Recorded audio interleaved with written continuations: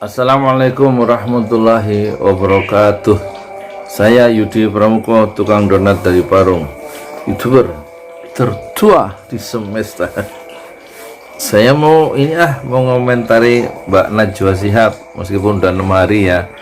Saya lupa, harusnya setiap jejak-jejak perjalanan bangsa ini itu saya ada di sampingnya atau involve ya, setidaknya memberikan kontribusi sumbangan pikiran. Nah ini saya Najwa Shihab ini mengalami dipolisikan ya, karena dia wawancarai kursi kosong tuh. emang dia kurang kerjaan, dia wawancara kursi kosong. Itu kan wawancara mestinya ada narasumbernya ya, tapi kok muncul satu lontaran ide kreatif itu ya, bagus juga wawancarai kursi kosong itu kan. Ada dua sebabnya. Setidaknya pertama ya, dia dia ingin menunjukkan bahwa dia itu seorang wartawati, jurnalis yang sangat kreatif ya. Meskipun narasumbernya nggak ada, dia tetap dapat dapat berita gitu. Kan gitu ya. Jadi nggak kurang akal wartawan, meskipun nggak ketemu narasumbernya atau susah dihubungi atau nggak mau datang, itu tetap dia dapat satu berita, yaitu wawancara dengan kursi yang kosong yang narasumbernya imajinatif ya. Yang kedua itu menunjukkan refleksi, pantulan kekesalan gitu ya. Siapa sih Anda diundang kok susah bener, nggak mau datang, nggak mau ngomong gitu ya, padahal kan Anda pejabat publik, kira-kira gitu. Kalau ini keselnya Najwa Shihab. Dan itulah satu caranya Allah ya, setelah dipolisikan, caranya Allah itu membuka perspektif baru. Ternyata kehidupan itu banyak yang tidak bisa kita duga ya. Perjalanan hidup ini memang bisa kita rencanakan ya, tapi tidak bisa kita pastikan kan ya. Tentu Najwa Shihab itu waktu wawancara dengan kursi kosong itu, tentu tim kreatifnya ketawa-ketawa ya. Ada yang satu ide baru gitu kan, satu perspektif baru, satu pendekatan baru dalam jurnalisme Indonesia modern. Tapi mereka kan sebenarnya perspektif yang lain tertutup ya, atau dibukakan oleh Allah setelah mereka Najwa dipolisikan. Jadi awalnya mungkin ya memang nggak terduga akan dipolisikan.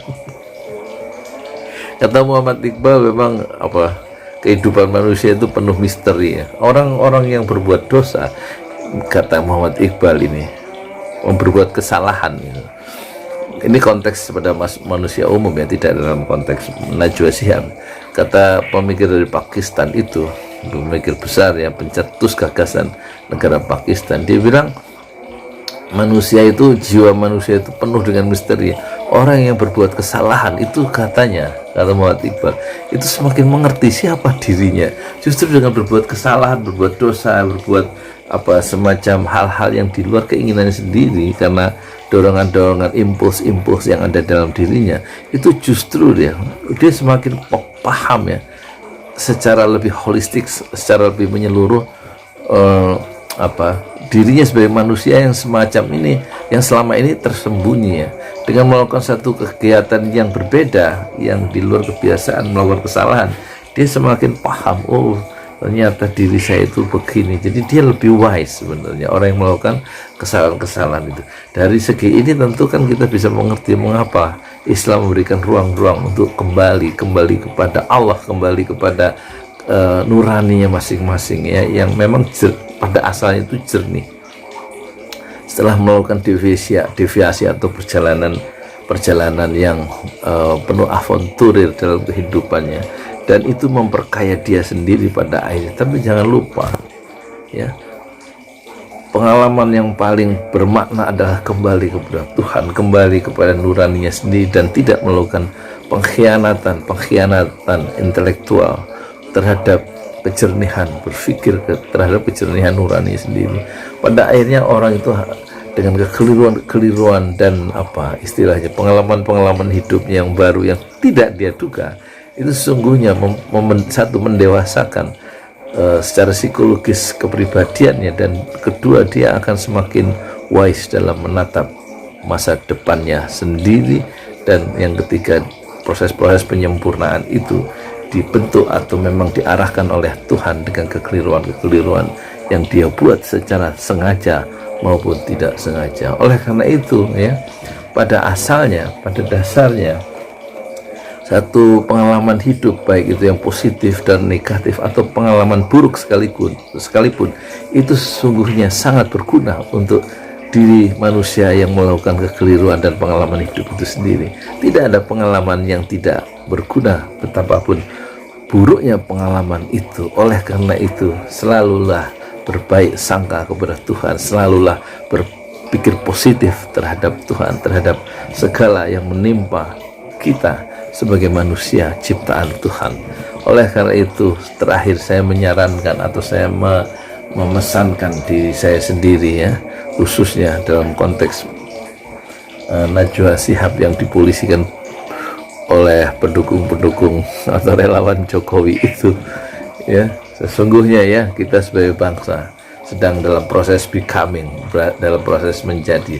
Oleh karena itu hendaknya saya dan juga penonton semua, hendaknya mari kita saling belajar untuk melakukan enrichment pengayaan pengalamannya.